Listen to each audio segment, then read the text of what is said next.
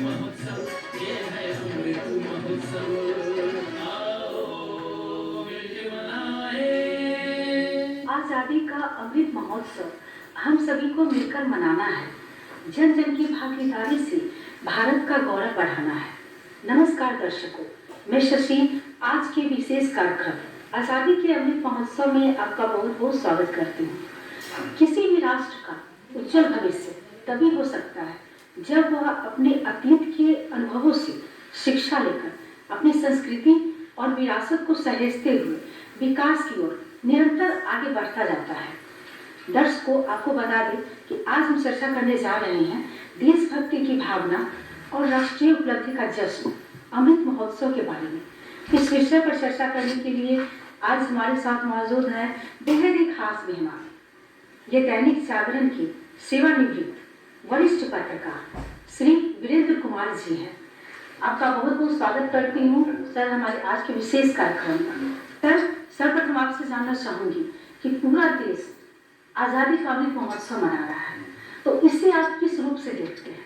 देखिए, आजादी का अमृत महोत्सव मतलब स्वाधीनता संग्राम में जो हमारे शहीद हुए या जो आजादी के बाद जो हमने हासिल किया, इन तमाम चीजों के से वर्तमान पीढ़ी को अवगत कराना है।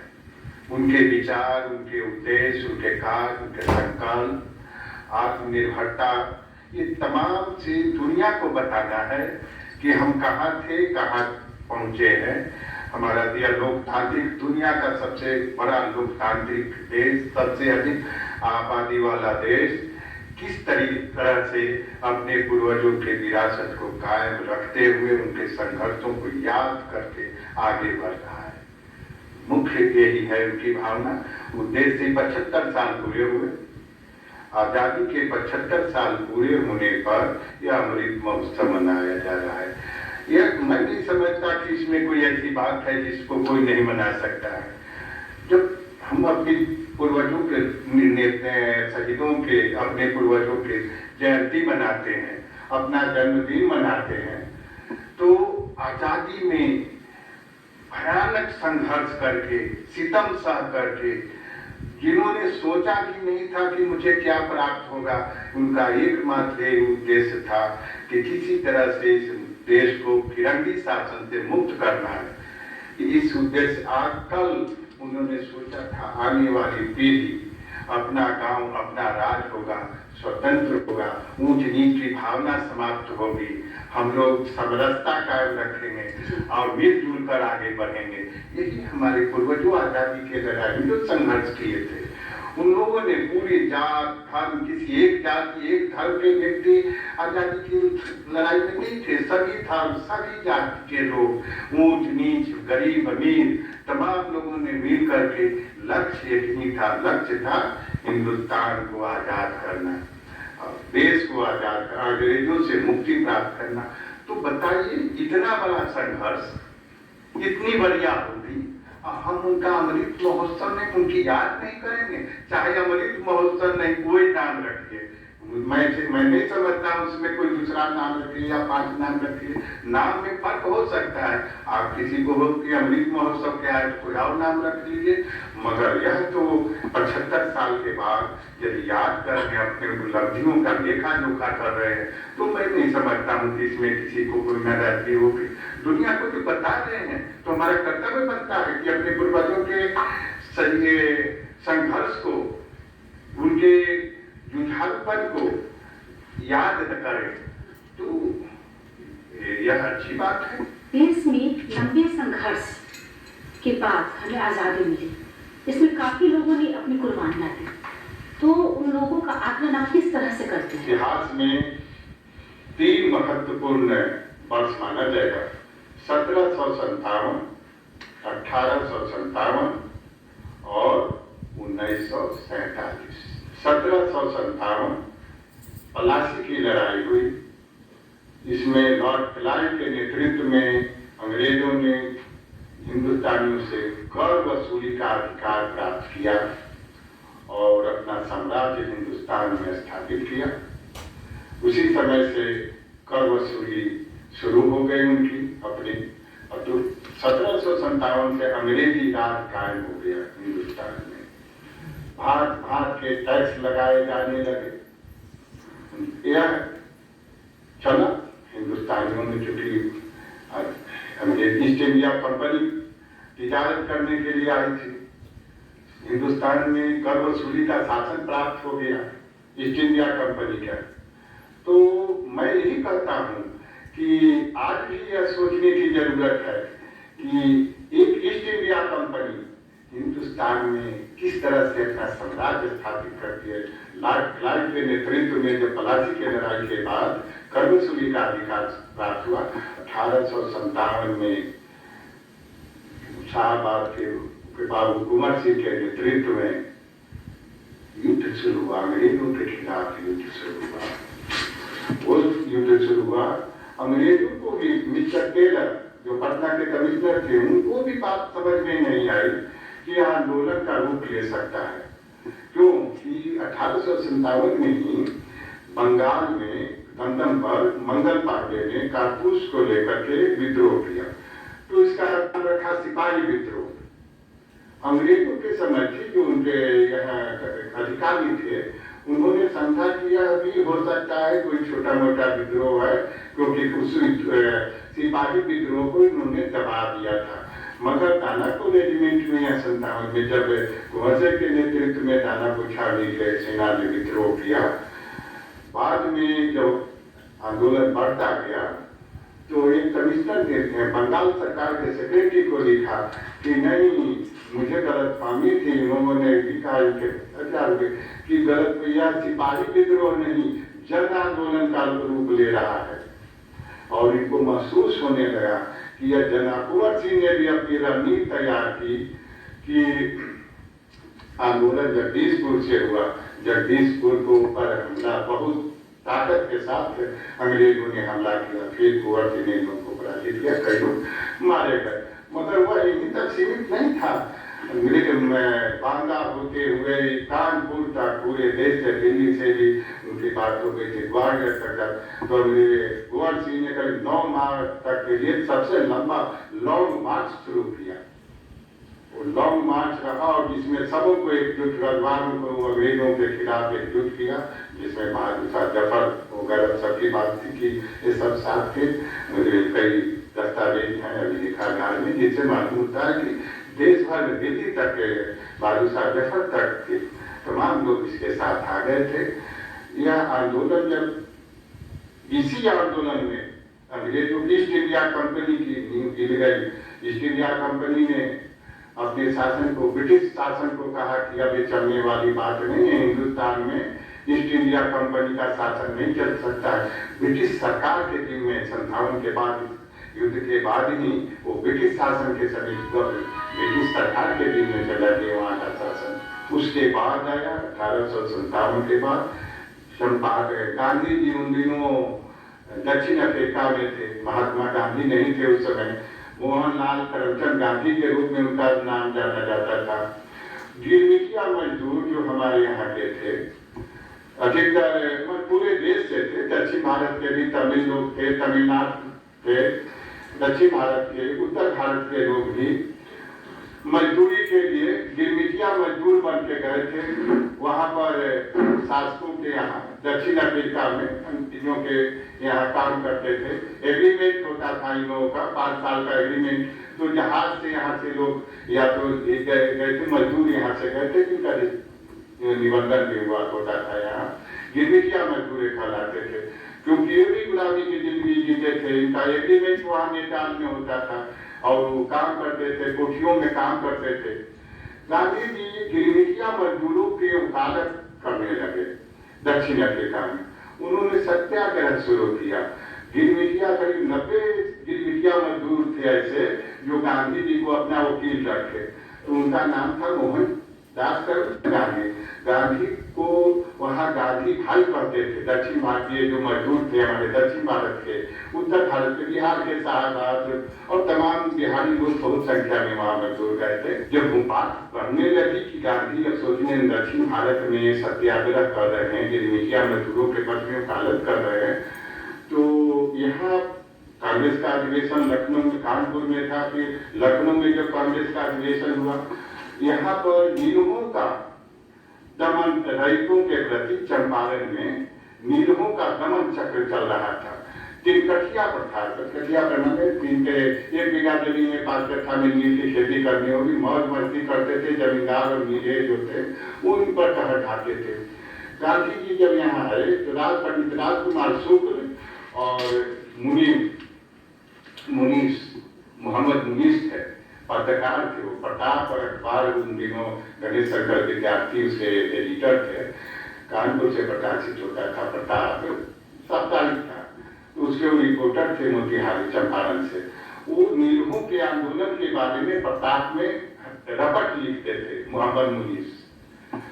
तो गांधी जी जब यहाँ 1516 में लखनऊ अधिवेशन में, लखनऊ कांग्रेस का अधिवेशन हुआ, तो इसे राजकुमार शुक्ल और मोहम्मद मुनीस दोनों साथ गए। पंडित उनसे आग्रह किया कि आप चलिए गांधी जी से और खुद देखिए वहाँ स्थिति, उनकी स्थिति देखिए कि किस तरह से दमन चक्र चल रहा है, जमींदारों का दमन चक्र वहाँ चल रहा है, आप खुद की स्थिति देख लीजिए।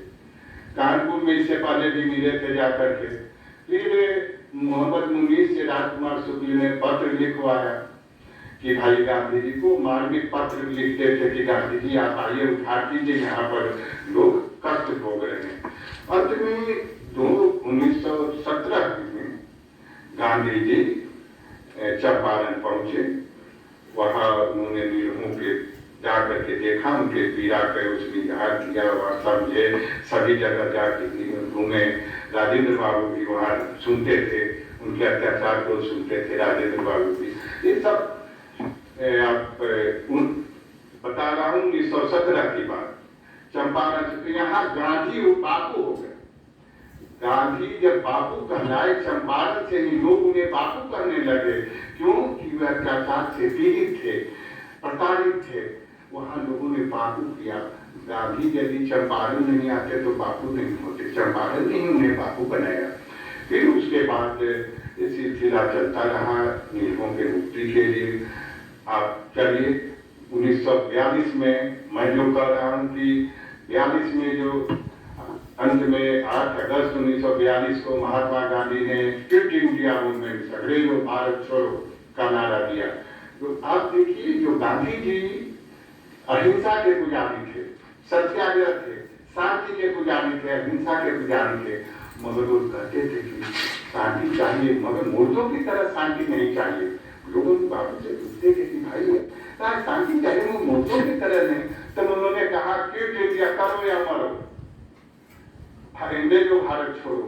उसका असर पूरे देश में पड़ा। पूरे देश में, पूरे राष्ट्रीय स्तर पर विभिन्न स्थानों पर आंदोलन शुरू हुए। अंग्रेजों के खिलाफ भारी बगावत, रेल यातायात, तमाम तरह के सरकार के संस्थाओं, थाना वगैरह का घेराव, हमला, कब्जा जनता के कब्जे में हो गया। तो 42 का आंदोलन, 42 ये सब बीच बीच में और आंदोलन होते रहे। ऐसी बात नहीं कि मैं जिसकी चर्चा कर रहे होते हैं। और हजारों दिन जो इतिहास में आए, आप जो अमृत महोत्सव की बात आपने की थी, जाने अनजाने जिनका नाम नहीं आ सका, वैसे जरूरी नहीं है। अभी लेखागार में जाएंगे तो कई ऐसे नाम हैं जो कई पुस्तकों में नहीं आए हैं। अभी लेखागार में मैं देख रहा था कि कई ऐसे नाम हैं, कई ऐसी घटनाएं हैं जो बाहर नहीं आई हैं। तो ये हिंदुस्तान के विभिन्न अभिलेखागारों में पड़ी हुई है। तो मैं समझता हूँ कि यह भी उद्देश्य होगा कि ऐसे गुमनाम लोगों को सामने लाया जाए अमृत महोत्सव के दौरान, और उनके लिए हम गौरव महसूस करें, उनका सम्मान प्रदान करें। और अभी आप देखिए, सबको जानते शहीद स्मारक है पटना में, शहीद हुए वे 9वीं कक्षा 10वीं कक्षा एक मात्र BL कॉलेज के सेकेंड ईयर के थे, मगर 7 लोग जो शहीद हुए तो क्या था, राष्ट्रीय ध्वज फहराने के लिए विरोध के बावजूद, पटना के कलेक्टर के विरोध और गोली चलाने के बावजूद राष्ट्रीय, तो इससे यह देखता है कि कितनी राष्ट्रीय भावना थी। क्या उन बच्चों को 9 साल 10 साल के जिनका उम्र था कि उन्होंने क्या सोचा था, सोचा तो यही था कि हम आजाद हो रहे हैं, मैं आजादी चाहता हूँ। आजादी के 75 वर्षों में देश ने हर क्षेत्रों में विकास किया है और इसमें सभी का योगदान भी रहा है। तो इस बारे में आप क्या कहना चाहेंगे? मेरी समझ यही है, किसी एक क्षेत्र में यदि हम पीछे रहे हैं तो वो है हमारा आपसी सौहार्द, आपसी समझ, दूसरों को आगे बढ़ाने के लिए आत्मत्याग, त्याग की भावना, इसमें कमी रही है। नहीं तो हर क्षेत्र में हम आगे बढ़े हैं। आज कृषि के क्षेत्र में देखिए, साक्षरता के क्षेत्र में ही देखिए, कृषि के क्षेत्र में हमारा उत्पादन कहाँ बढ़ा, कहाँ से कहाँ बढ़े।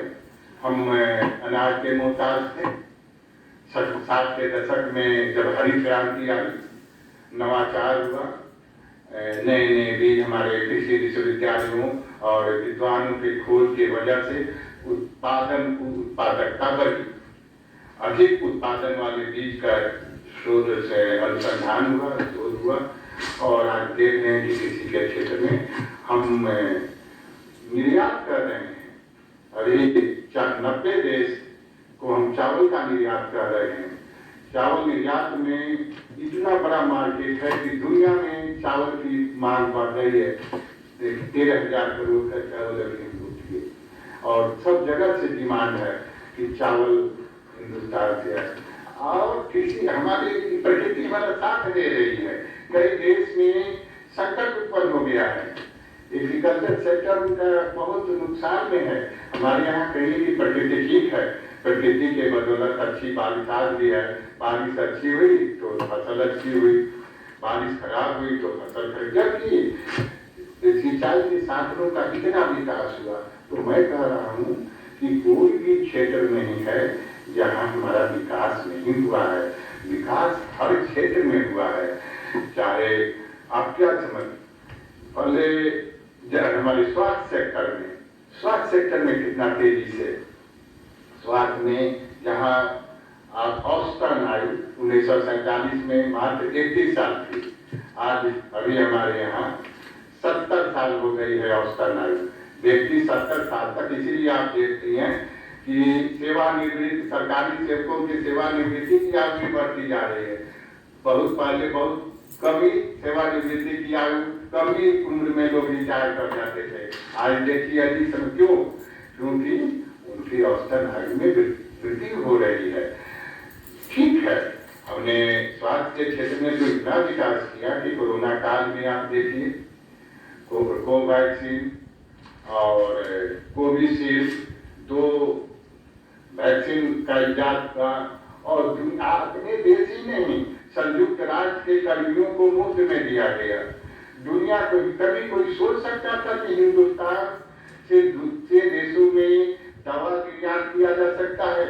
हम तो हर चीज के लिए आयात करते थे। चिकित्सा के क्षेत्र से लेके तो अपने, इसका कारण क्या है? स्वदेशी निर्माण। स्वदेशी निर्माण से हमारे यहाँ स्वास्थ्य सेक्टर में भी जरूरत इतनी है कि राष्ट्रीय भावना की कमी है। हमारे जो हेल्थ कर्मी हैं, चाहे वो डॉक्टर हो, नर्सेज हो, स्टाफ हो, पैरा स्टाफ हो, राष्ट्रीय भावना पर देगी।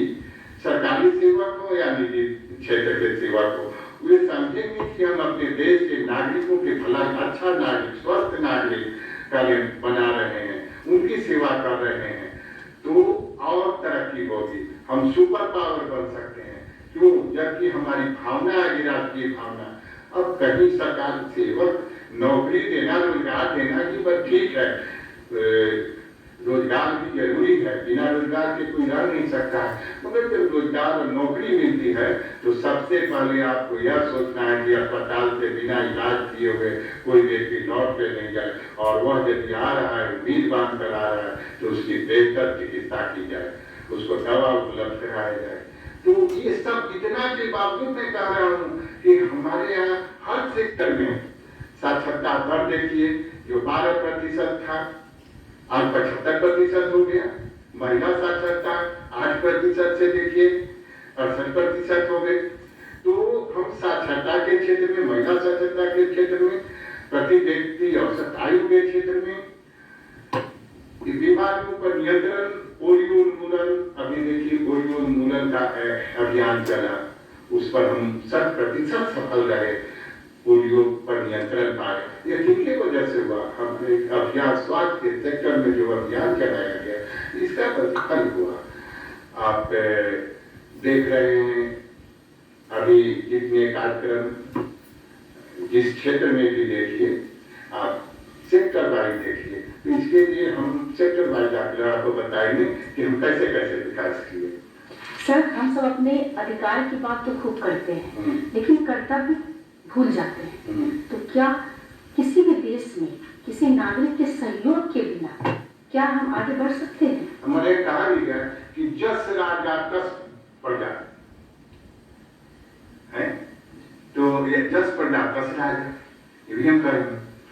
तो हम जब लोकतांत्रिक व्यवस्था, हमारे विचारों की भिन्नता हो सकती है, हम विभिन्न विचारों के हो सकते हैं, मगर सब एक है। आप सत्ता का हस्तांतरण कितना शांतिपूर्ण तरीके से हो रहा है, देख रहे हैं कि 75 वर्षों में किन दलों की सरकारें बनी हिंदुस्तान में, और शांतिपूर्ण तरीके से सत्ता का हस्तांतरण हो गया। हमारे यहाँ भारत निर्वाचन आयोग है। और आप जो कर रहे कर्तव्य की बात, तो मैं इतना ही कर्तव्य की बात कर रहा हूँ। कर्तव्य केवल ये कहते मेरी मांगे पूरी करो, मगर यह नहीं कि मेरा कर्तव्य क्या है। आपको रोजगार चाहे प्राइवेट, कर्तव्य का मतलब मैं कहता हूँ कि सरकारी क्षेत्र में हो या गैर सरकारी क्षेत्र में, जहाँ पहुंचे हैं अपने कर्तव्य का निर्वाह ईमानदारी से करें। हर व्यक्ति को अपने कर्तव्य का पालन करना ही होगा, तभी राष्ट्र आगे बढ़ सकता है। जब अपने काम को ईमानदारी से करेंगे, अंजाम देंगे, तो राष्ट्र को आगे बढ़ने से कोई रोक नहीं सकता। हमारे पास पूरी शक्ति है, आबादी हमारी ताकत है। चलते चलते आप हमारे दर्शकों को क्या संदेश देना चाहेंगे? मैं तो यही संदेश देना चाहूंगा कि हर व्यक्ति अपने अपनी जगह पर अपना कार्य ईमानदारी से करे, शोषण को बर्दाश्त नहीं करे, जात पात धर्म की भावना से ऊपर उठकर राष्ट्र की एकता, राष्ट्र की तरक्की और विकास, बेरोजगारी, महंगाई, इन तमाम चीजों को किस तरह से दूर किया जाए, इस पर सोचे, अमल करें और याद करें, बार बार भी याद करें कि उन लोगों ने संघर्ष किया था, वो सपना, उनका सपना क्या था, शहीदों के सपना क्या था, उस सपना को साकार करें। सर, आप यहाँ आए और हमारे दर्शकों को इतनी महत्वपूर्ण जानकारियाँ दी, इसके लिए आपका बहुत बहुत धन्यवाद। दर्शकों, अभी आपने आज़ादी के अमृत महोत्सव राष्ट्रीय उपलब्धियों के बारे में जाना। आपको हमारा आज का कार्यक्रम कैसा लगा? आप हमें सुझाव दे सकते हैं। हमारा पता है द्वारा केंद्र निदेशक डीडी बिहार, दूरदर्शन केंद्र, फ्रेजर रोड, पटना 800001। आप हमें ईमेल भी कर सकते हैं। हमारा ईमेल आईडी है directorddkpatna@gmail.com। आज के कार्यक्रम में बस इतना ही। अगले अंक में हम फिर मिलेंगे एक नए विषय और विशेषज्ञ के साथ। तब तक के लिए मुझे और मेरी पूरी टीम को दीजिए इजाजत। नमस्कार।